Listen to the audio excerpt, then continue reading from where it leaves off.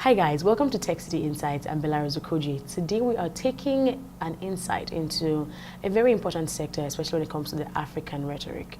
And joining me today is Bola Lawal. He's the CEO of ScholarX. It's nice to have you here. Nice to be here. Thank you very much. Tell me about ScholarX. ScholarX is a social impact startup.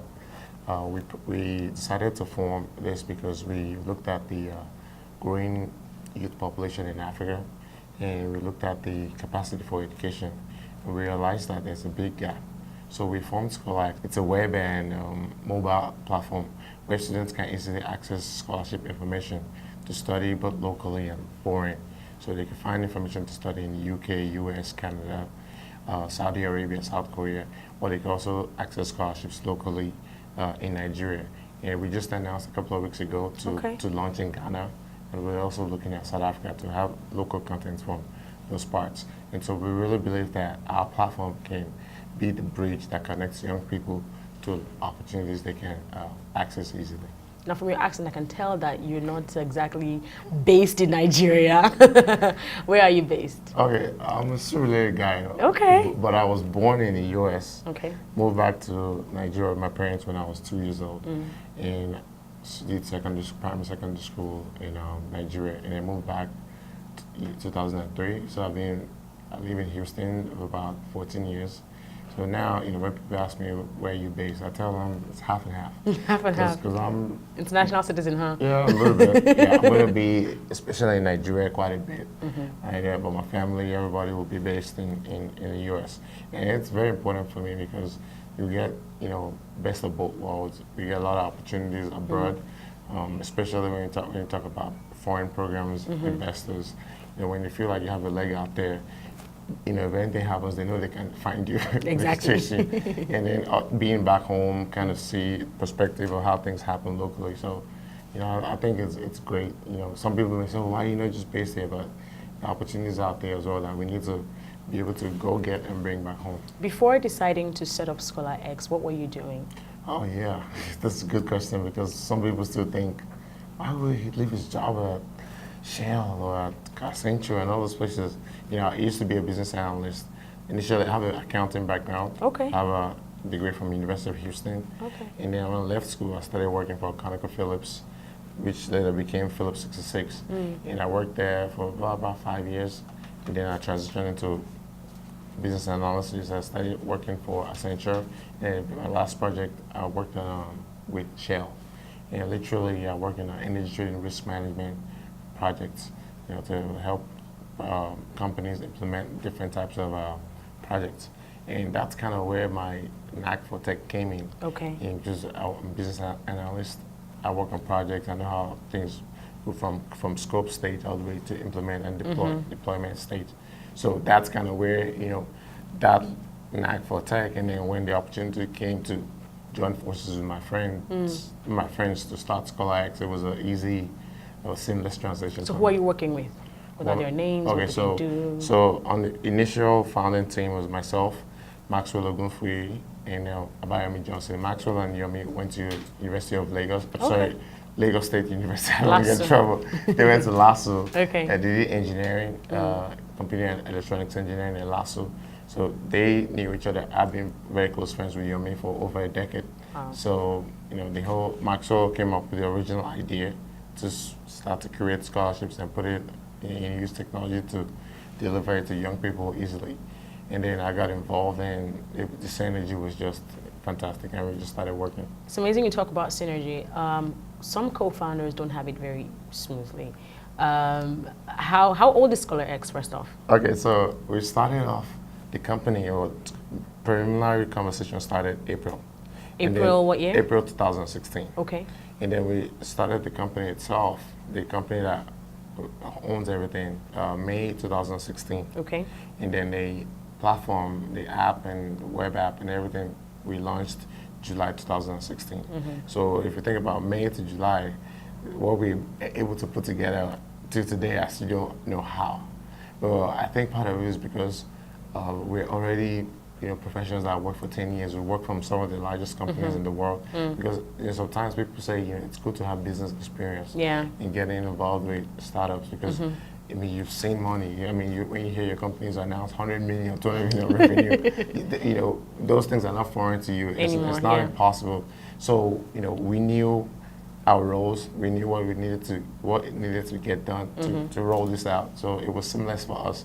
And some of the basic things wasn't on the job training because we're business professionals. Even Yomi was the CEO of the online company that he ran, that he sold hardware. And myself and Maxwell, it was just music. I mean, I'm not saying that there wasn't issues here and there. Because I was about to go there. I wasn't saying there wasn't issues here and there. For example, only 2 of us are now active. Okay. Which there's no problem. It's just the way we decided to move forward. All 3 of us own a stake in the company, but only 2 of us are actively running the company. I mean, some startups miss it when it comes to having co-founders. How did you find each other out? Okay, so people always say startup is like marriage. Yes. It's true. It's a relationship. It's a relationship. if you know you can't stand somebody all day long, they say don't get into it. So don't get into a startup with someone that you don't think that you can coexist. The way it happened, Yamir was one of my very close friends. He was actually my best man at my wedding. Okay. And Maxwell and Yami went to school together, and they've known each other for a long time. So Maxwell approached Yami approached me, and we were like, okay. So now I'll confess, I was a little skeptical at first because, you hear so much stories about work ethic. Friends and business. Yes, and dealing with people in Nigeria. So I approached Maxwell. I said, hey, I don't have time. And he literally said, this is my life. Like, this is my life. This is, this is not a hobby, and this is my life. This is something, I feel like can take me to the next level. And I was at that crossroad. I was this one bright, smart professional that had all the ideas in the world. One execution, none. Zero. So I was like, you know what? Okay, at the end of the day, we lose money. We lose a few $1,000s. Fine, we will learn something from it. So let's start. The risk. To us, the risk wasn't that much because we looked at the cost of getting it running versus this, if we succeed, what we can get from it, the impact alone. Because for me, my why has always been the impact I can create. Because with impact, money will come, success will come, all kinds of things will come, goodwill will come. You impact people's lives. Interviews will come. Well, I guess so. So I just feel like if we can make impact, okay, we lose 5,000, we lose 10,000, even if we lose $20,000, it's fine. But the kind of impact we can create. This is a platform that we put together. We truly believe can be millions of students, not just in Nigeria, but millions of young people across Africa. So it was a no-brainer for us. Now, looking at the African education sector, it's come under a lot of criticism. There's a lot of complaints about it not being at the highest standards. Okay. How do you think ScholarX, being a scholarship platform, how does that help the situation of education in Nigeria? In Nigeria, so a couple of things. One of the things that we have issues with when you look at tertiary education is capacity, right? I'll give you one stat from an Africa standpoint. 50 million African youths leave high school every year, 50. The capacity for them to get into university, to go to school is 1.5 million, right? So 50 million fighting for 1.5 million space. So there's no space. Infrastructure, corruption, we can go on and on what the problem is. Poverty. So we can go on and on. So where we come in is, okay, in a lot of governments and private institutions are trying to still figure out ways to increase capacity. There are a lot of online education that could help bridge this gap and other things. But then you look at the other side. Go to Europe, go to US, go to Saudi Arabia, go to South Korea. Lots of capacity, a lot of people. And these people are giving out scholarships. There are a lot of opportunities in Sri Lanka. You just go Thailand. You just go all these places. They need people. So while our governments are busy, so to say, while everybody's too busy trying to figure out things, there are opportunities out there the rest of the world. And even there's people that are creating opportunities locally too. But people don't hear about these opportunities. Or they don't feel like, someone that went to Redeemers University that was a first class sent me an email and said, oh, I'm looking to go to Stanford and Harvard and all the schools. And she put, is this even possible, ... Like, I'm like, yes, it's possible. It is possible, huh? And you can actually even go for free. Yeah, you just never know. You apply and you see what happens. A lot of these schools it's a capacity imbalance. No capacity, lots of capacity. People over here sitting at home. I mean, there are people going to university in Estonia, Cyprus, and on scholarship, Malaysia. They're giving us, but a lot of times, or when you hear about it, the due date has passed. So we built this platform, not just that we listed opportunities, but we also notify you. You have your phone, you get a ping. Anytime we add new scholarships, you get pinged on your phone. So there are a lot of things that you get to know. So I remember when we discussed earlier, I said we had that uncle abroad that gives you all the information that you need. A lot of people don't know. When it's still relevant, especially. Exactly. What would you say is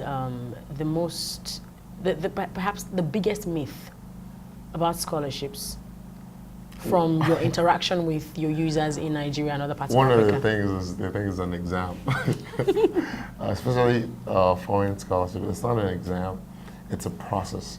There are a couple of things. They want an essay. They want a statement of intent.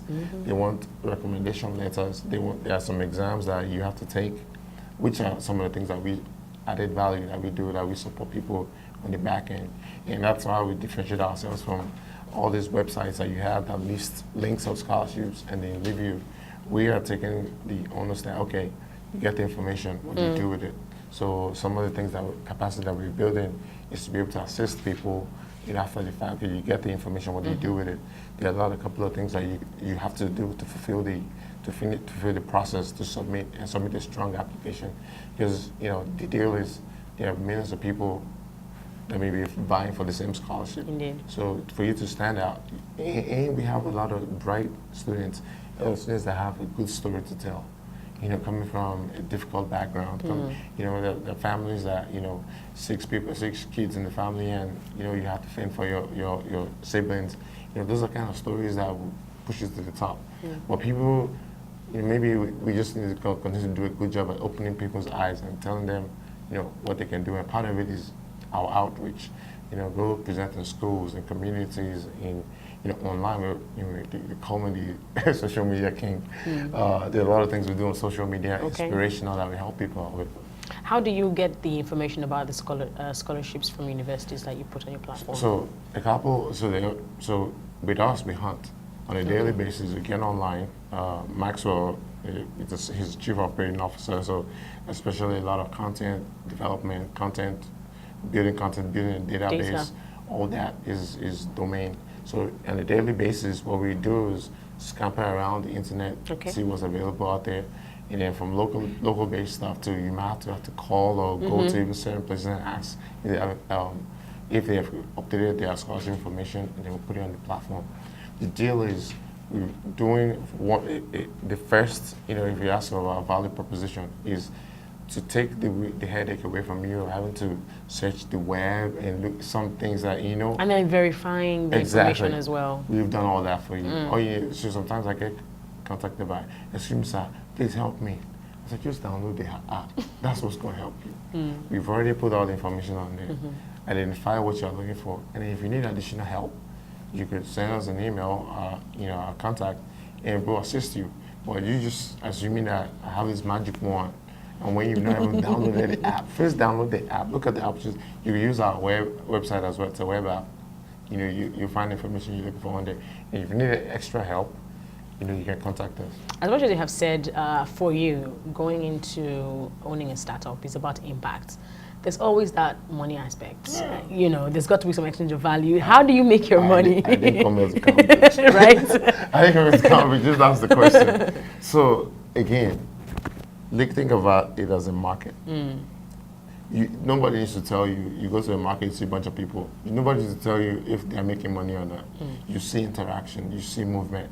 So what we've built on, and we are building and continue to do, is build a platform of millions of students. We hit 10,000. We are nowhere where we need to be, but we know that what we are doing with some funds still, we're going to get there. So what we are doing is to build capacity, to scale. So our business is scaling. So when we scale, we make money. Because when we get so many people on the platform, because we run a subscription model, right? Okay. So yearly subscription. So revenue from subscriptions will come in for sure. But the main piece will be strategic partnerships. All right. Businesses, brands that are trying to reach deep into rich students. So instead of them spending money on user acquisition, well, contacting us would be a form of user acquisition for them. but the fact that they don't have to go through a headache, we've already have a segmented market of enlightened students that are already on the platform. They're already taking advantage of opportunities. So whether it's financial services, banks, they want to open a student credit card, or it's books or accommodations, or even people that are trying to push certain policies. Like if you're trying to run an election and you're a candidate and you want to reach young people, those are strategic partnerships and strategic reach. Demographic exists there. It's very, very exactly. specific. And then when you now look at us leveraging, okay, we're in Nigeria, and now we're in South Africa, and now we're in Ghana, and across continent. Just think about the opportunities that we can derive from there. In content creation that we also do, because one of the things that is important is to help expose these young people, expose them to a world of opportunities around. So we're going to be building some training. We'll be doing, one of the things that we'll do as well as Acada Fest. All right. We're starting the first one over the summer. It's literally, we'll have speakers, we'll have resume ER, CV, people helping, professionals helping young people to look at their CVs. We're going to have EdTech Hackathon. Nice. I already identified who we're going to partner with doing that. I just left their office. Okay. So a lot of things that we package together. What we're doing is expose our young people. We want the quality of, not even get into university, but quality of young people we have. We want young people that can think critically. That's one of an issue. So we'll develop some content, we'll do training and workshops, and down the line, once we have like 10 million, I said it first on your show, 10 million users on our platform, think about ad revenues that we could get. So it's a lot of things, that we'll build towards. 10,000 users right now. Yes. The goal is 10 million. Yeah. What is the biggest challenge you're facing right now that's perhaps hindering that figure from increasing? Don't forget that we've never been up to a year. True. So, yes, there's that too. But you're doing good. So eyeballs to eyeball. Like, what we've realized is we've now gone to a situation where people saw what we are doing as always a bad idea. Most people, for the most part, like it. So how can we get in front of a lot of people?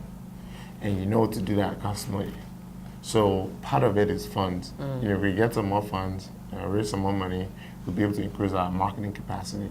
I could just imagine some certain amount of money we can put in marketing and some strategic things, some of the influencer marketing things that we've done. So most people have seen our Maraji video, they love it. So we can increase our capacity by doing a lot of things, digital advertising, Facebook, Instagram. We can increase the capacity, get in front of people. But I think the most important thing is our own content, our own scholarships. If you can raise more funds for scholarships and we control the process and say, this scholarship is basically for Africans alone, and we make the decision and it's touching out people, word of mouth will spread. People, do you have ScholarX? What are you doing? What are you waiting for? So once we can do some of those things, I think we'll be in our way. Just before we wrap up, now you are giving information about scholarships in different parts of the world.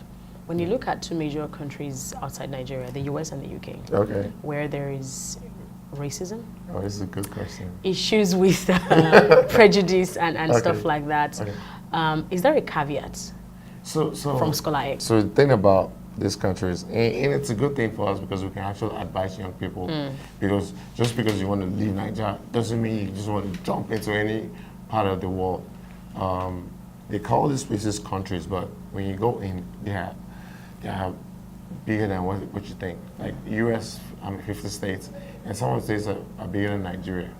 So, and then you look at cities, metropolitan cities. The more metropolitan a city is, the more diverse it is. And then the least occurrence of some of the things that you just mentioned. So what we continue to advise is don't go to some obscure place because they just gave you a scholarship or because you just want to get out, right? You got to think about in some of the information we provide, the constitution of their student body. Like how many international students Do they take in? You know, those kind of things. The ratio and whatnot. And that's why we are important, because before this, nobody else is giving them that information. That's, you know, if you go to some of the educational services, which some of my friends, well, they charge pretty hefty. And, you know, for you to get all what you need from them, we're not sure if you can. So at least we're a step, because I'm not saying educational services that do admissions are not important. They are, because they have a relationship with schools abroad, and that's one of your gateways to easily get an admission. But we are saying that we will provide a lot of information you need for almost free, because what we charge is not even anywhere close to. What we are after is the data, is getting a lot of people on the market. We're building a marketplace of young people, and what ScholarX is just the gate man. You know, for anybody who wants to come in and talk to young people, they have to see us first. So if you can see that's what we're doing. Great. It's time to say goodbye. Well, thank you so much for all the information you have given on the show today, and how much insight, even more, you have brought to your application, ScholarX, and even more the education sector in Nigeria. As we wrap up, what's one thing that you have seen in Nigeria that perhaps you didn't see in your last visit here? I see a lot of drive from, you know, when I came, saw a lot of things going on, but now, I mean, the whole globe is one country. Indeed. And I see young people just like me getting things done. I mean, I saw a little bit, but now it's full gear. Go to a lot of the co-working space and you see companies running. Like, so that's very encouraging that I've seen. Okay. Thank you so much, and all the best, Bola Lawal. Thank you very much. It's been a pleasure. That's all we have time for today on TechCity Insights. Hopefully you have been able to get a lot of information. If you are a student, or you know someone that's a member of your family, your friend, your colleague, childhood friend, or whatever, and they need this information, do make sure that you check out ScholarX.co. That's the website. That's www.scholarx.co. And let us know how that goes for you. I'll see you next time on TechCity Insights. I'm Belaro Zokoji. Bye-bye.